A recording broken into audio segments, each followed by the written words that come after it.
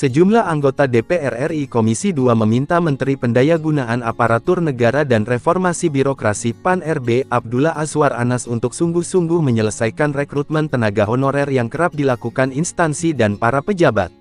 Pasalnya, hal ini sudah jelas dilarang dalam peraturan perundang-undangan namun praktiknya masih saja terjadi sampai saat ini. Salah satu anggota DPR RI Komisi 2, Buspardi Gaus menyoroti maraknya pengangkatan honorer yang dilakukan setelah tahun 2018. Padahal menurutnya dalam aturan Undang-Undang UU Nomor 5 Tahun 2014 tentang Aparatur Sipil Negara dan Peraturan Pemerintah PP Nomor 49 Tahun 2018 tentang Manajemen Pegawai Pemerintah dengan Perjanjian Kerja P3K sudah jelas bahwa adanya larangan untuk mengangkat pegawai non-PNS dan atau non-P3K tenaga honorer untuk mengisi jabatan ASN. Artinya dilarang mengangkat para non-ASN. Di satu sisi di PP ini juga mengatakan bahwa yang 2018 itu dinyatakan bahwa pegawai non-ASN masih dapat bekerja sampai dengan 2023, artinya adalah non-ASN yang diangkat sebelum tahun 2018. Ujarnya dalam rapat kerja dengan Komisi 2 DPR RI. Logika berpikirnya adalah pasal 96 itu menyatakan di atas 2018 tidak ada satupun institusi ataupun pejabat yang melakukan pengangkatan non-ASN dan kita selalu berbicara tentang hal ini berapa sebetulnya jumlah non-ASN itu.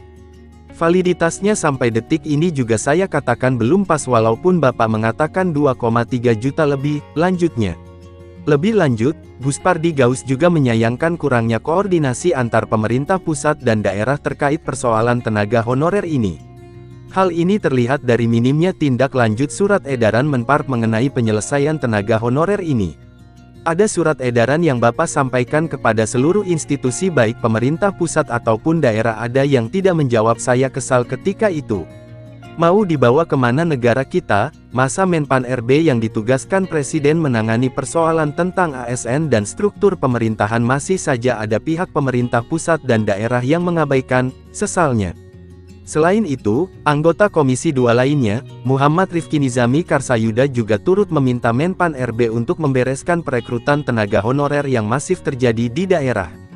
Menurutnya ini menjadi masalah yang menahun akibat tidak jelasnya dasar hukum dalam perekrutan pegawai.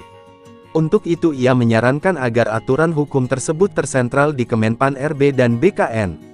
Saya meminta agar intervensi digital yang sudah dilakukan oleh Mas Anas selama menjabat sebagai Menpan RB juga bisa dilakukan bukan hanya untuk mendata berapa jumlah tenaga honorer di seluruh Indonesia tapi untuk memastikan dasar hukum keberadaan para honorer itu tersentral di Kemenpan RB dan BKN, kritiknya. Jangan sampai day to day setiap hari terlalu mudah para pejabat di Republik ini yang sebetulnya tidak memiliki alas yuridis untuk menjadikan seseorang honorer itu mengangkat honorer. Yang ini akan menjadi beban terus-menerus siapapun menterinya dan siapapun yang duduk di DPR RI Komisi 2 ini dari periode ke periode, tambahnya. Selain itu, anggota Komisi 2 Endro Suswantoro Yahman juga menyoroti seputar mafia CPNS. Ia mengingatkan agar Menpan RB secara tegas menghukum mafia tersebut agar tidak sia-sia kebijakan yang selama ini dilakukan mengenai peningkatan kualitas perekrutan CPNS di Indonesia. Saya temukan di daerah, yang menjadi salah satu pemain mafia CPNS juga didiamkan. Kebanyakan dari BKD, ada yang didiamkan dalam posisi biasa, tetap jabatannya. Ada yang memang kena sanksi. Anehnya dia menjalani hukuman tapi tidak ada keputusan dia dihukum, balik lagi dia, terangnya. Saya nggak tahu ini kita bicara aksi ke depan rekrutmen dan sebagainya tapi akar masalahnya dari tahun ke tahun begitu ada seleksi ada mafia dan sebagainya tidak pernah selesai. Kasihan masyarakat yang nggak punya duit, berprestasi, pintar, jadi CPNS kena mafia, saya minta ini tanggung jawab yang ada diselesaikan, ujarnya.